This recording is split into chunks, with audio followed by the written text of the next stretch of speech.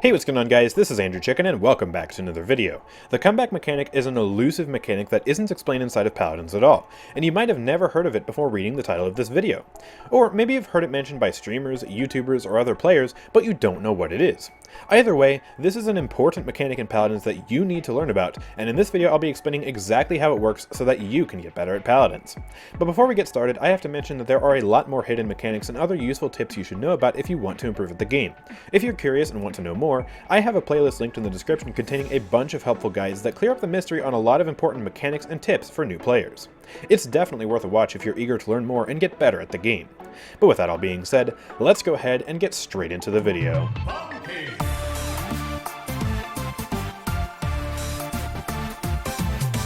So, what exactly is the comeback mechanic?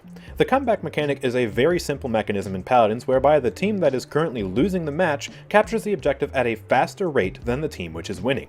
Have you ever been winning a game before and you tried to capture the next objective only to die at the team fight and immediately lose the point without another chance to contest? This is why.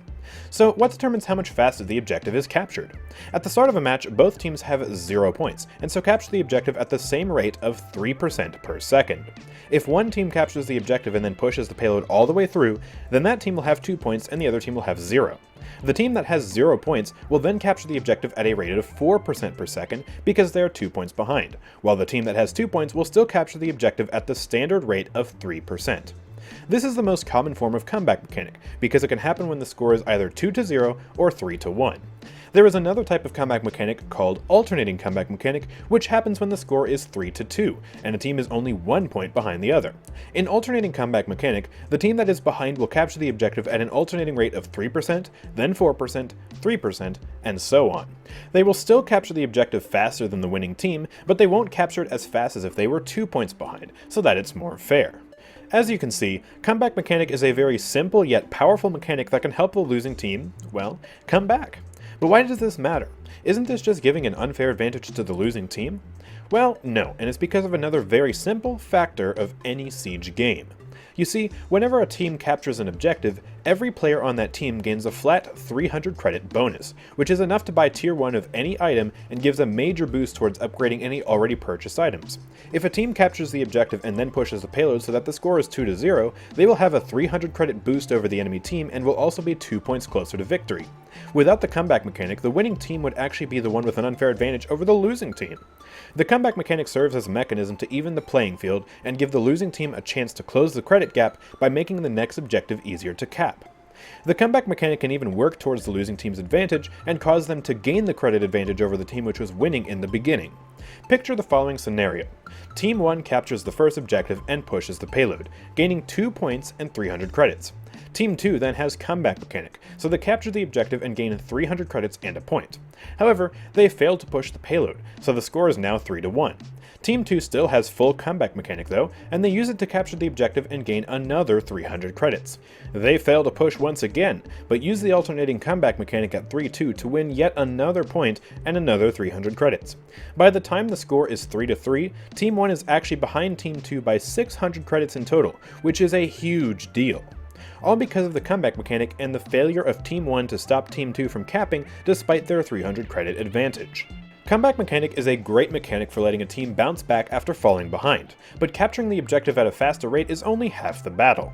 Even with this advantage, the team that is behind still has to win the team fight in order to control the objective. This is why it's so important that if your team is defending a payload push, that you shouldn't use too many ultimates to defend it unless you will completely lose the game if the enemy team pushes it in. You'll often see people saying to save ults during the last minute or so of a payload push, and this is exactly why. This is even more important for champions with slow charging ultimates like Barracks, who likely won't get their ultimate back in time for the next objective capture. And this is also prevalent for the team which doesn't have comeback mechanic. In fact, it's even more important for them, because if they lose the first team fight, then they'll likely lose the whole objective. If you bring 5 ultimates to the next team fight on the objective, you will be much more likely to capture that objective than if you only have 2 or 3, and having 2 or 3 ultimates will make it much more likely that you will capture than if you have none. Some ultimates are also more important than others. Furia's ultimate can win the whole team fight by itself as long as each team member is contributing, while Leon's ult will only have a chance to win her a duel. Each ultimate has varying degrees of importance, and if you're not sure how good an ultimate is, then feel free to ask about it in the comments or on my Discord server linked below. Basically, unless the enemy team has 3 points and is about to push the payload in, then you should try to avoid using ultimates to defend, because you can use those ultimates to almost guarantee that you'll capture the next objective if you have comeback mechanic.